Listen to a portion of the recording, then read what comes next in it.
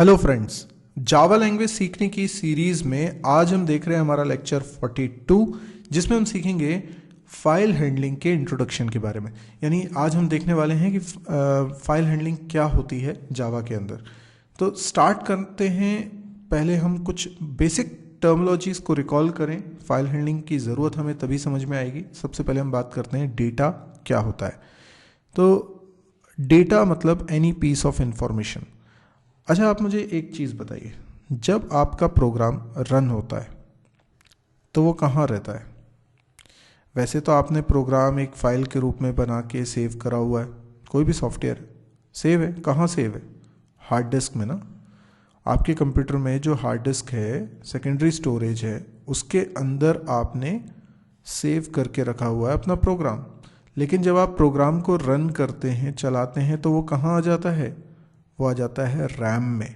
Yes, और RAM में आपके प्रोग्राम को मेमोरी मिल जाती है। ये सपोज करिए वो मेमोरी है जिसमें आपका प्रोग्राम रन करेगा।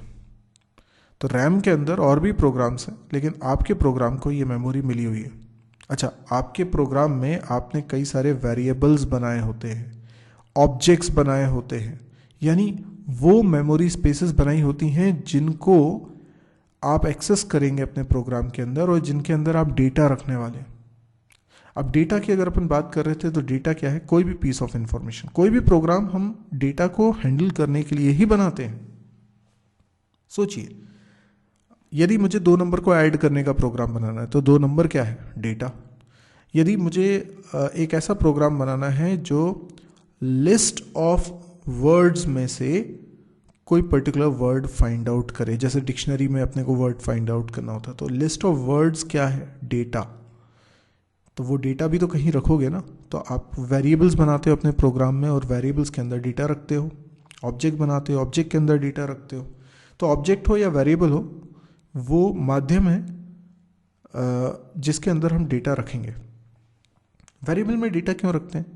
ताकि डेटा कुछ देर तक एग्जिस्ट करे, ताकि हम उस पर कोई प्रोसेसिंग टास्क कर सकें।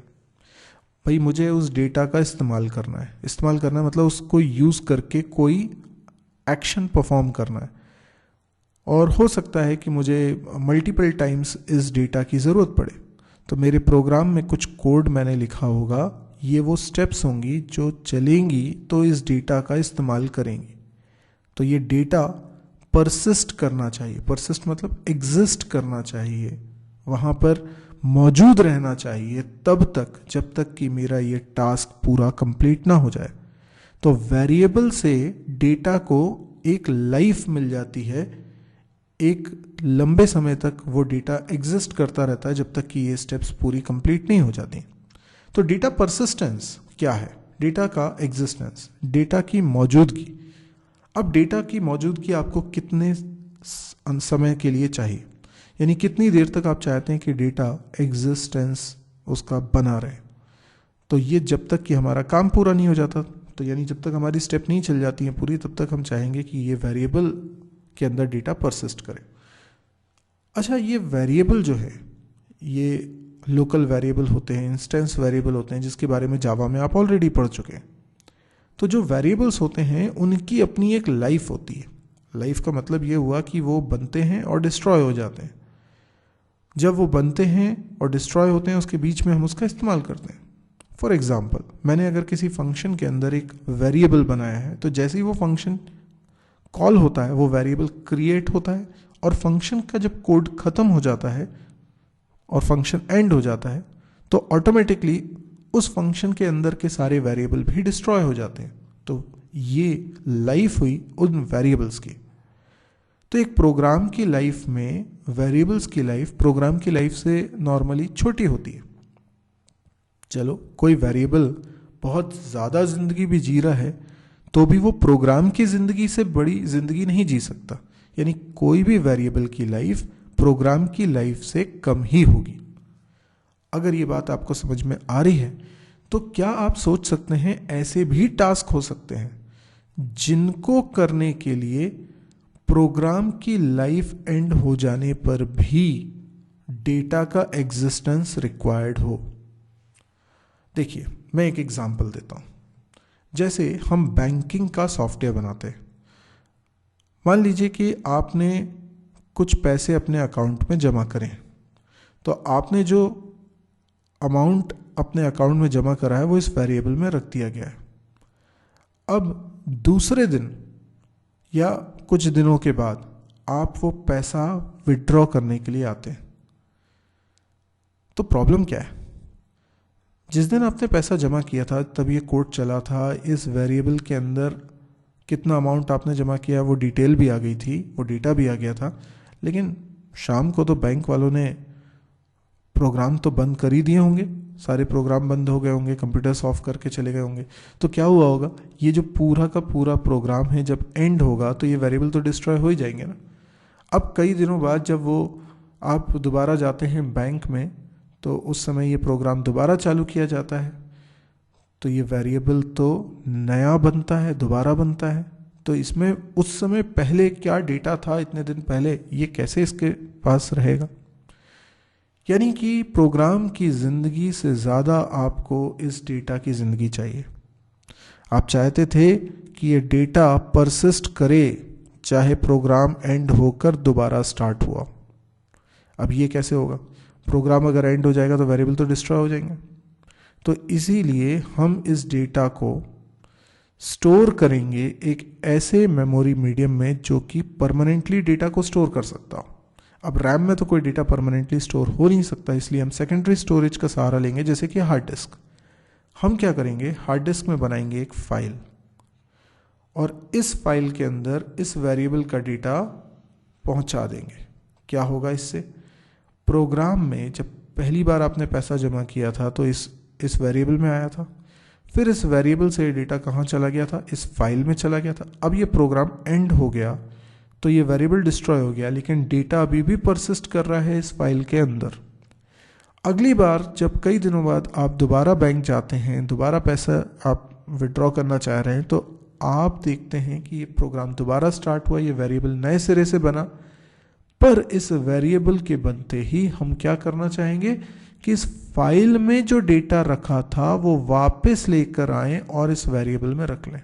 क्या हुआ इससे ये हुआ कि डेटा वापस से इस वेरिएबल में आ गया, वो डेटा जो हमने फाइल में रख दिया था। अब यूज़र को तो ऐसा लगेगा कि जैसे कि वेरिएबल कभी ख़त्म ही नहीं हुआ था, ये डेटा तो हमेशा से उसके अंदर मौजूद था, जबकि सच्चाई क्या है अब आप समझ चुके हैं। तो यहाँ पर फाइल्स पिक्चर में आती है, यानी फाइल्स के अंदर आपको रखना पड़ता है डेटा। फाइल के अंदर डेटा रखना, फाइल के अंदर से डेटा निकालना और फाइल से जुड़े तमाम काम करना, यही कहलाता है फाइल हैंडलिंग। अब ये सब भी तो आपको कोडिंग करनी पड़ेगी। तो आपके प्रोग्राम में आपने जो कोड लिखा होगा वो कोड जिसके कारण फाइल हैंडलिंग होती है, यानी कोई कोड लिखा होगा जिसके कारण वेरिएबल का डेटा फाइल में जाता होगा, कोई कोड लिखा होगा जिससे फाइल का डेटा वेरिएबल में आता होगा, या कोई कोड लिखा होगा फाइल बनाने के लिए, कोई कोड लिखा होगा फाइल को तरह तरह से एक्सेस करने के लिए। बहुत सारी बातें हो सकती हैं जो फाइल से रिलेटेड हो सकती हैं। वो सारा का सारा कोड इसलिए लिखा जा रहा है कि हमारा प्रोग्राम फाइल्स को हैंडल कर सके। तो यही कोडिंग हमको अब सीखनी है, इसी को हम बोलते हैं फाइल हैंडलिंग। जावा आयो एक पैकेज का नाम। पैकेजेस का कॉन्सेप्ट हमें ऑलरेडी पता है जावा के अंदर। तो जावा में जो स्टैंडर्ड लाइब्रेरी हमको मिलती है उसमें एक आयो यानी इनपुट आउटपुट नाम से एक प्री डिफाइंड पैकेज है जिसके अंदर कई सारी क्लासेस हैं। तो इनपुट और आउटपुट से रिलेटेड, इनपुट आउटपुट क्या होता है? हमारे वेरिएबल्स में डेटा एक्सटर्नल रिसोर्स से आना, ये इनपुट है, और हमारे वेरिएबल्स का डेटा या हमारे प्रोग्राम का डेटा एक्सटर्नल रिसोर्स पर जाना आउटपुट कहलाता है। चाहे फिर वो रिसोर्स मॉनिटर हो जिसमें मुझे कुछ प्रिंट कराना हो, या रिसोर्स कीबोर्ड हो जिससे कि मुझे इनपुट लेना हो, या फिर वो फाइल हो। मॉनिटर कीबोर्ड की जगह फाइल भी हो सकती है, हमारे वेरिएबल का डेटा फाइल में जा रहा है। ये सभी क्या है? इनपुट आउटपुट ऑपरेशंस है। तो इनपुट आउटपुट ऑपरेशंस परफॉर्म करने के लिए जो क्लासेस बनी है वो आईओ पैकेज के अंदर मौजूद है। इन क्लासेस के पास फंक्शंस हैं जिससे कि आप इनपुट आउटपुट ऑपरेशंस परफॉर्म करते हैं। All these streams input source and an output destination. अब ये स्ट्रीम क्या है इसको भी हमें थोड़ा सा समझना होगा, थोड़ा आगे की स्लाइड में समझते हैं स्ट्रीम क्या होता है। Java provides strong but flexible support for IO related to files. अच्छा, इनपुट आउटपुट तो बड़ा जनरलाइज्ड हो गया, इनपुट कीबोर्ड से भी हो रहा है, आउटपुट मॉनिटर पे भी जा रहा है, फाइल भी हो सकती है इसकी जगह पर। तो इनपुट आउटपुट तो बहुत सारे डिवाइसेस से रिलेटेड बात है, लेकिन स्पेसिफिकली अगर फाइल की बात करें तो हमारे पास फाइल्स को एक्सेस करने के लिए, फाइल के साथ जुड़े इनपुट आउटपुट ऑपरेशन परफॉर्म करने के लिए भी ढेर सारी क्लासेस मौजूद हैं। जावा फाइल हैंडलिंग क्या है?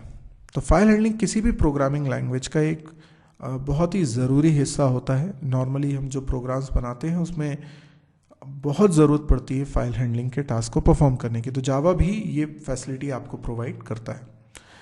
आइए अब हम समझते हैं कि ये स्ट्रीम क्या भला है, स्ट्रीम क्या होती है। तो जरा स्ट्रीम की डेफिनेशन पे गौर करिए। स्ट्रीम्स रिप्रेजेंट्स अ सोर्स और अ डेस्टिनेशन। स्ट्रीम क्या है? या तो सोर्स को रिप्रेजेंट करती है या डेस्टिनेशन को रिप्रेजेंट करती है। ओके, तो जैसे कि अभी हम डायग्राम में समझ रहे थे, तो यहाँ पर अब स्ट्रीम क्या है। आप जानते हैं ऑब्जेक्ट ओरिएंटेड लैंग्वेज में ऑब्जेक्ट क्या है? ऑब्जेक्ट किसी भी चीज़ को रिप्रेजेंट करने का एक जरिया है, किसी भी एंटिटी को आप रिप्रेजेंट कर सकते हैं। तो ये जो रिसोर्स है फाइल, ये हमारे प्रोग्राम के बाहर का रिसोर्स, ये आउटपुट डेस्टिनेशन भी हो सकता है और इनपुट सोर्स भी हो सकता है। तो ये जो फाइल है प्लस ये जो चैनल है आने जाने का, ये सिस्टम स्ट्रीम है। स्ट्रीम को वैसे अपन क्या सोचते हैं? स्ट्रीम मतलब बहाव। तो सीक्वेंस ऑफ डेटा 01। आपने कन्वेयर बेल्ट देखी होगी, जैसे एयरपोर्ट पे अगर हम जाते हैं तो वहाँ पे सामान के लिए एक ऐसी बेल्ट रहती है, ठीक है, जो रोटेट होती रहती है, ठीक है, इस तरह से, और सामान इसके ऊपर रखा रहता है, ठीक है। आप यहाँ खड़े हैं, अपने सामान का इंतज़ार कर रहे हैं और यहाँ से सामान आते जा रहे हैं और ये इस डायरेक्शन में मूव कर रहा है। तो ये कन्वेयर बेल्ट से आप एक एक चीज़ उठा सकते हो, आप रैंडमली चीज़ें नहीं उठा सकते। ये स्ट्रीम है, यानी डेटा अगर फाइल से आ रहा है तो ये इनपुट स्ट्रीम है। अगर डेटा वेरिएबल से फाइल की तरफ जा रहा है तो ये आउटपुट स्ट्रीम है। और स्ट्रीम ना केवल इस बहाव को रिप्रेजेंट करती है बल्कि साथ में उस सोर्स को भी रिप्रेजेंट करती है जिससे डेटा आ रहा है, या वो डेस्टिनेशन जिस पर डेटा जा रहा है। ये रिसोर्स जो है दैट इज फाइल। तो हम ऑब्जेक्ट के जरिए किसी भी एंटिटी को रिप्रेजेंट कर सकते हैं। तो यहां पर भी मैं ऑब्जेक्ट की बात करूंगा। तो कुछ क्लासेस हैं जिनका ऑब्जेक्ट बनाकर मैं स्ट्रीम को रिप्रेजेंट कर सकता हूं। तो कोई क्लास है जिसका मैं ऑब्जेक्ट बनाऊंगा तो वो ना केवल इनपुट या आउटपुट में से किसी एक स्ट्रीम को कर रही होगी रिप्रेजेंट, बल्कि वो ऑब्जेक्ट साथ में ये भी रिप्रेजेंट कर रहा होगा कि सोर्स या डेस्टिनेशन क्या है। तो जैसे अभी हमने डेफिनेशन में देखा कि स्ट्रीम्स रिप्रेजेंट्स अ सोर्स। तो इनपुट के केस में इनपुट कहां से हो रहा है तो वो सोर्स कहलाएगा। जो फाइल का डेटा हमको अपने वेरिएबल्स में लाना है वो सोर्स होगी। स्ट्रीम्स रिप्रेजेंट्स अ डेस्टिनेशन, मतलब जब हम अपने वेरिएबल्स का डेटा फाइल में भेजते हैं तो फाइल डेस्टिनेशन हो गया। तो ये स्ट्रीम है basically. Stream support a huge range of source and destination including disk file, arrays, other devices, other programs etcetera. तो ये जो स्ट्रीम है ये कोई क्लास का आप ऑब्जेक्ट बनाने वाले हैं और ऑब्जेक्ट किसी भी एंटिटी को रिप्रेजेंट कर सकता है। तो ऑब्जेक्ट उस सोर्स या डेस्टिनेशन को रिप्रेजेंट कर रहा है जो कि फाइल है। अब ये जो स्ट्रीम्स होती हैं ये दो प्रकार की होती हैं, बाइट स्ट्रीम और कैरेक्टर स्ट्रीम। बाइट स्ट्रीम और कैरेक्टर स्ट्रीम में क्या फर्क है? तो देखिए, बाइट स्ट्रीम का मतलब ये होता है, सबसे बेसिक टाइप की स्ट्रीम होती है इसमें सिर्फ डेटा की इंटरप्रिटेशन का अंतर होता है। जब आप बोलते हो बाइट स्ट्रीम, तो data raw sequence of 0 and 1 है। रॉ सीक्वेंस मतलब मेरे को ये नहीं मालूम कि ये डेटा क्या है, ये सॉन्ग का सिग्नल है, वीडियो का सिग्नल है या टेक्स्ट है, मुझे इससे कोई मतलब नहीं। मेरे को तो ये एक बाइट, फिर अगली बाइट, फिर अगली बाइट, ऐसे करके बाइट्स के रूप में मैं देखता हूँ। Byte is 8 bits.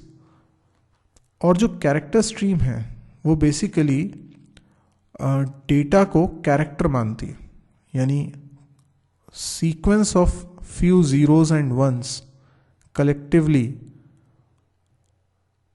one letter, one character.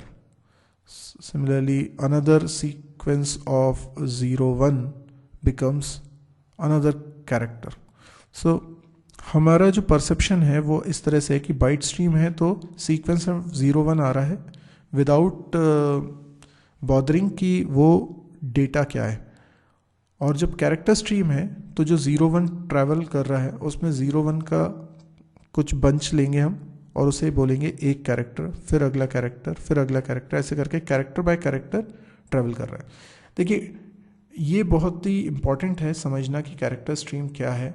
Character stream में हम स्पेशल कैरेक्टर्स को भी इजीली हैंडल कर लेते हैं, जैसे कि जो यूनिकोड होते हैं, आस्की कोड होते हैं, इन कोडिंग्स को समझना आसान है। अभी अगर रॉ स्टाइल में 0, 1 का सीक्वेंस आ रहा होगा तो वो 0, 1 स्मॉल ए है कि कैपिटल ए है, या डेल्टा सिंबल है, या हैश सिंबल है, या क्वेश्चन मार्क है, ये समझना बहुत मुश्किल हो जाएगा 0, 1 के सीक्वेंस को देखकर। तो कैरेक्टर स्ट्रीम में बेसिकली कैरेक्टर स्ट्रीम एक रैपिंग है बाइट स्ट्रीम पे, यानी इंटरनली वो भी बाइट स्ट्रीम को यूज़ करती है। तो कैरेक्टर स्ट्रीम एक डिराइव्ड फॉर्मेट है बाइट स्ट्रीम के ऊपर बनाई गई है।